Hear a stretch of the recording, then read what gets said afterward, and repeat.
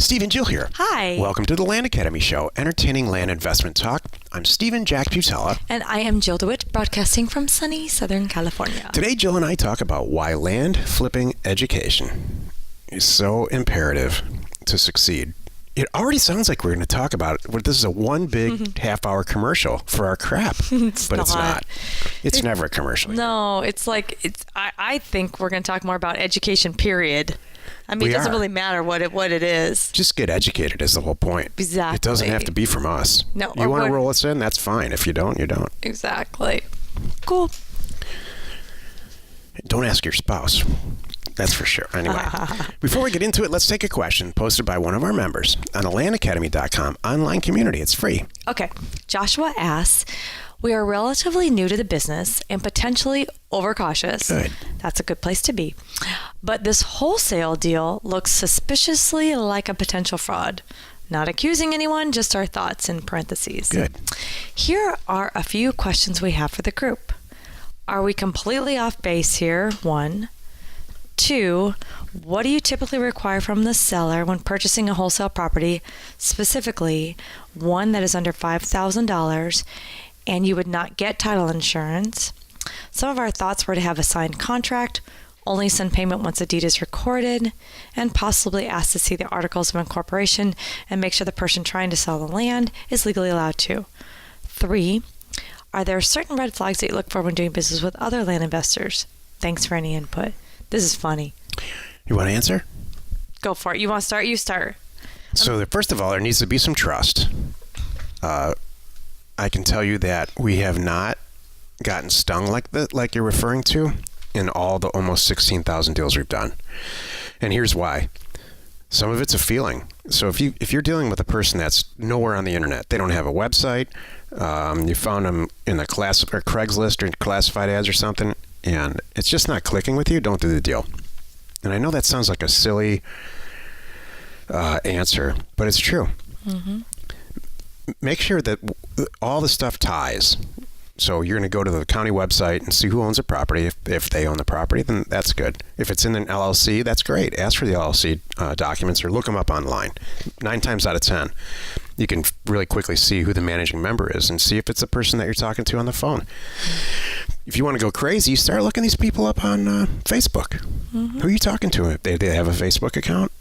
Are they asking you to do some funky stuff like write a check, send it over to the Bermudas, or here's a good one. I've actually had this and it killed the deal. Could you write this to my brother-in-law? His name is this, and I'm going to deed the property to you, and then can you send the check to West Virginia? Yeah, right. Like those kinds of things are huge red flags. So, but in the end, I'm going to quote my friend Jill here. Let's say it all goes sideways, all of it. And you're doing 10 deals a month, 15 deals a month, 20 deals a month or more, and one goes wrong and you spent $4,000 on it.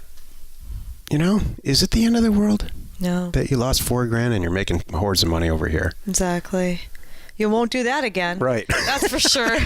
You'll go, well, I forgot to check XYZ and I won't do that again. So, go ahead, Jill. You covered it all perfectly. Oh, yeah.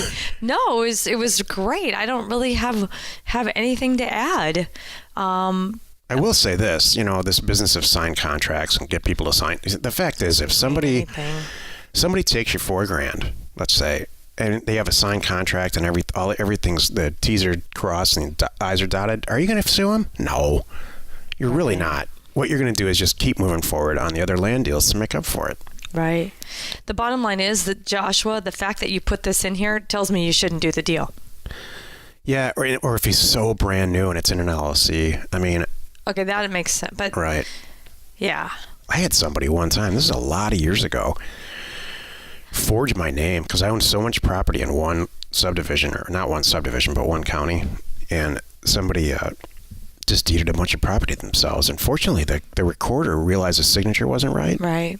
And caught it. Yeah. That's good. Well, you know what I'm wondering? The only thing Joshua didn't put in here is what is it that's tripping his radar? I think he's just being cautious and he's new. Okay. But he said that it looks suspiciously like potential fraud. I'm kind of wondering, what is it that's tripping his radar?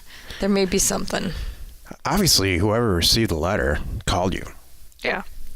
That's good. You know, that's always in the back of my mind too. When you send these letters out, that's one of the reasons that you need to use data instead of buying a list, because you need a fresh owner.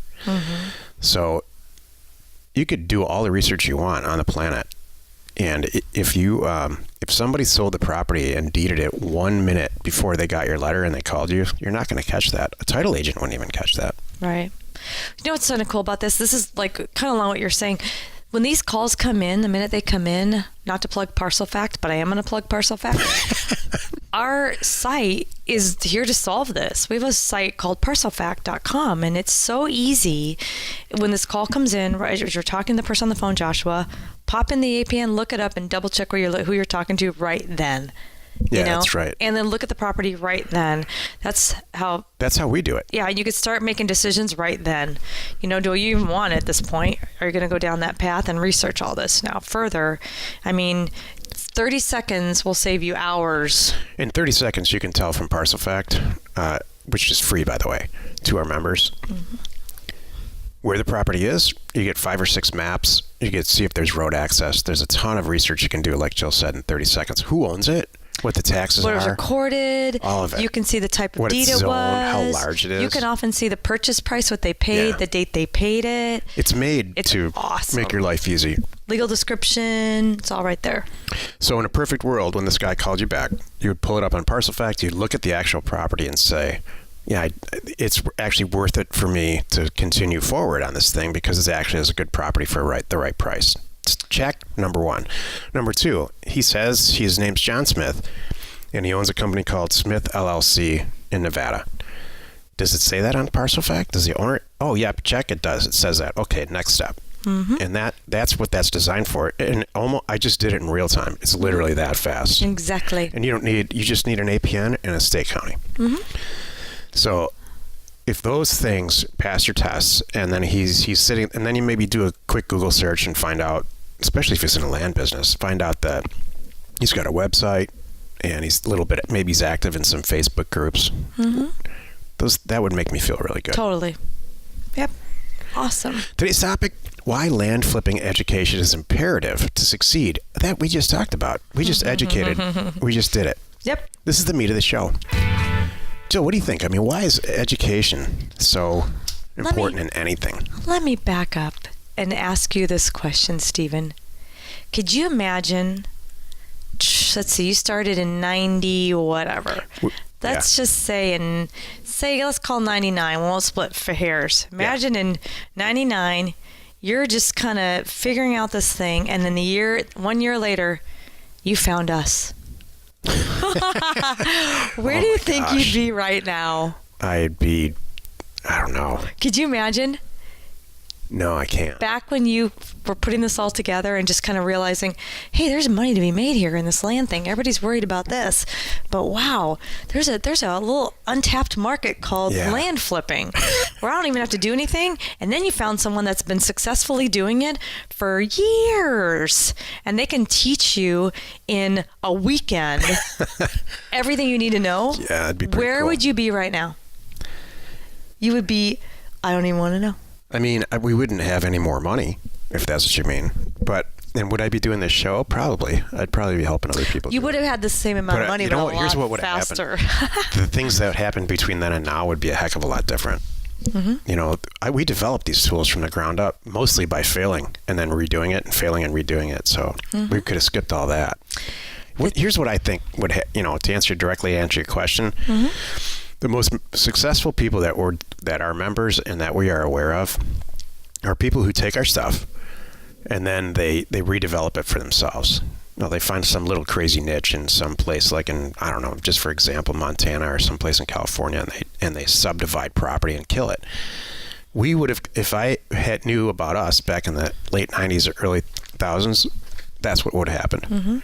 We would have ended up with a great little massively profitable niche that's probably local to something versus a nationwide shotgun approach to flipping. You know, Jack, I can't imagine you settling for anything, though. I think for you, nationwide is your little niche. Yeah, maybe. I mean, I didn't know how to answer that. That's good. What's your niche? The United States. That's the way you do things. You know, I've dabbled in Canada, but I know you have. But I'm just saying, and I know you've done Mexico. You've had a little bit of, I think Australia. you did some Caribbean, but I know you're like, you know what? You're going to find your niche. Mine happens to be the United States. I mean, we're breaking into houses seriously now, too. So, breaking into houses, listen to me. Exactly. Breaking into houses. It's a Freudian slip. That's awesome. That's really good. How do you find it? We break in. How do you know they We're want to breaking sell? into the house flipping market. Joe and I have been That's doing it for awesome. years with House Academy. We've been doing it, Yeah. but we're making it. You're right. Yeah. You know what? You're right. I would not settle for one little area. Well, and here's why education is so important too. I'll talk about land and then the big picture, but you know, for our members and everything, what a time saving. That's it. I have watched people that there's a little shimmer in their eye. They get it. They're missing some pieces. They understand the concept, and they may have, this is what I love too, some of our members that come to us, like, they've done a few deals. They get it, but they're missing some pieces about how they can do it better or faster, or, oh, that's how you handle those people, or that's how I can find them even better, or whatever it is. Or those are the attributes I should be looking for, and what, you know, why they sell so fast for you guys, whatever it is, you know. Education has shaved years and off of their troubleshooting. One of the common ones that I have got is people calling me. They're like, okay, Jill, I'm doing it. I have property right now for sale. I can't sell it. I'm like, okay, well, tell me about your property. And it's usually two things. One is overpriced, and two, more commonly, they have it posted in one place. Yeah. I'm like, really? You have it on Craigslist, and that's it. They're like, yep. I'm just waiting. I'm like, really? Get comfortable. Exactly. So I'm like, boy, can we help you? And then it's like, then they get in and then they understand. There's a lot of other little things that you said it best, Jack or Stephen, that both of you, that there's these missing pieces. Shucks, what was it? I'm trying to think of the wording you just used. The trial and error. Filling the gaps. And filling in the gaps. Yeah. You know, that we did it wrong. I mean, gosh. I love telling people that. I'm like, look. Begin to tell you how trust much me. wrong stuff we've done. We've done it all wrong. I can help you. I'm like, yeah, you know, 15,000 transactions going on 16,000. You've made a few mistakes. I've personally, you know, I can't tell you how many times, especially, I'm over it now. The first deed that gets sent back to you because you did something wrong, a lot of people fall apart. I'm like, get over it. It's going to happen. So what? Send them another check with the right amount this time. And you know what? For a while, you're going to call them every time and go through it. I did that. Hey, I'm staring at this. I want to make sure I'm doing it right, you know, and then you got it. It's no big deal. I mean, here's a few things that you would never try without being educated. So I'm not sure why people think that starting a wholesale real estate company without any experience or any education is okay. Right. Like learning to drive a car.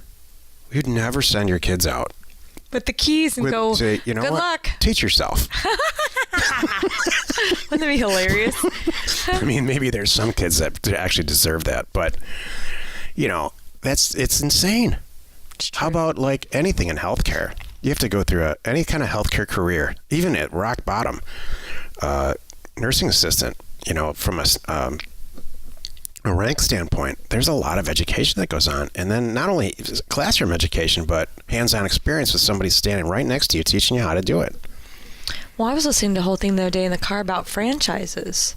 I mean, that's a kind of an education even right there. Yeah. If I wanted to buy a Subway, I'm not going to go out and try to recreate Subway. That would be silly. Boy, you better believe I'm going to tap into their knowledge. They already have the best prices for things. I mean, I don't know if that's the best example, but... No, it's a great example. Okay. But here's the thing that you give up with franchises. So the word franchise to me, from an accounting standpoint, is like timeshare.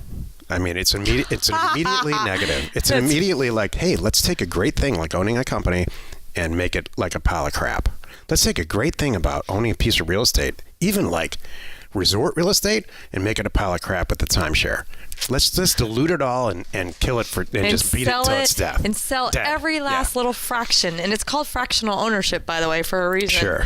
Okay. So the thing about franchises is that you have to go into it knowing that if I did start Steve and Jill's Subway shop on the corner, the learning curve would be way longer. Right. The how much money it would take would in the end probably cost a lot more. Advertising and all this stuff. I don't have the buying power to get the equipment that cheap too, by the way. So what you accept, what you have to swallow with the franchise is, yep, it costs a little bit more money, and yep, for the rest of my life I'm going to have to be paying these dues as a percentage of revenue or however it's calculated. But my success rate, my success percentage, the chances of me succeeding are so much higher. Oh, perfect. So, and that's, for me at this point in my life anyway, that's a totally acceptable trade-off. I'll pay a little bit more to make sure that it's successful, and I won't make as much money. So the answer is then, if you really sit and think about it for more than 30 seconds, get the education the franchisor is offering, and then just buy like 50 shops, one after another. They'll get you there faster. They'll get you there faster. I love it. For most people. Exactly. There are some crazy superstar people, people who have the Midas touch, that's not me, where you touch something and it just works. Right. Well, and that's good for them. Yeah. That's the top 1%. And that's like if Jill and I have a buddy who's just dialed into the community we live in. Like, he knows every concierge in all the hotels, and he's just, so if you have that kind of personality type, a franchise may not be for you. Put his name on the sign, Chris's Burgers, it's probably going to work just because he knows everybody. Right. But those people are far and few between. It's true. It's very true. I know we're going to do something with that guy. I know you're working on it. Actually, I'm really talking to myself more than anyone else. Franchises are not that bad. Thank you. Well, thank you. And so it comes back to education, whatever it is. I know this is a land show, so we talk about land, but for the kids in the car who might be listening or somebody else. They're sleeping now. That's right. Yeah. The minute it came on and they heard our voices. They're like, Steve and Jill, you know what? They could use this as a sleepy toy. That's exactly. I am absolutely positive that there is somewhere out there are couples that say, I know how to get the kid to sleep. And they put the kid in the car seat. They put us on in the car and they're driving around right now because we lull their kids to sleep. Remember when the kids are little, you'd tell them a story and they'd be out in 30 seconds? It's hilarious. It's the same thing. Yep. Well, you've done it again. You've put your kids to sleep with their voices. There we go. And you spent another almost 20 minutes with us here on the Land Academy Show. Join us tomorrow for another interesting episode where we discuss Land Academy versus self-starting. We kind of alluded to it just now. We did. And we answer your questions that you post on our free online community, landinvestors.com, or you can find it from landacademy.com. You are not alone in your real estate ambition. I didn't think about that. So if you're driving around, the kid's like, oh, that soothing voice, conk. So then you get to the point where you can just put it on in their bedroom. Don't even have to drive around. Right. They just get the kids conditioned. I mean, back to getting into reality here. I cannot imagine starting anything without getting some type of education, or even just like asking a guy out to for a cup of coffee or a beer who's already done it, just to like say, you know what, am I on the right track here? Well, I think you're just as finding the definition of like these REI meetups. That's why you go. You go to learn from people. You know what I do? I pick up a book. When I want to start something new, I'm picking up a book. You know what I do is get on Google. I did this yesterday. This is what happened yesterday. I don't want to go way over on time here, but we are constantly outspending the money that we have for wholesaling houses and land, constantly. And it's becoming now a situation where we shove off the deals that we have to the next month, which is not good. Right. So we've proven our concept for years now, thousands and thousands of transactions. So my gut was like, all right, I'm going to go start a real estate fund, a Wall Street-based fund. And it took me about 15 minutes on the internet, and actually I talked to one guy who's an expert and a lawyer who didn't charge me at all. And he said, here in LA, and he said, you're maybe the craziest person on the planet if you really want to start this. You're going to give up 2 years of your life. You got to do this, this, this, and this. He said, it's way easier to take on and find and take on, which we have. We have a lot. Private investors, make them a partner on each deal and be real organized about it. And which is that's what we've been doing anyway for quite some time. We need to ramp it up. Right. So I educated myself before I spent a bunch of time on something that would have ended up being a disaster. Right, you could have gone 2 years down that path and then talked to that guy, and all he would have confirmed is what you had just figured out. That's right. Good job. That's education, man. I love it. Free education. Thank you. Share the fun by subscribing on iTunes or wherever you are listening, and while you're at it, please rate us there. We are Steve and Jill. Information and inspiration to buy undervalued property.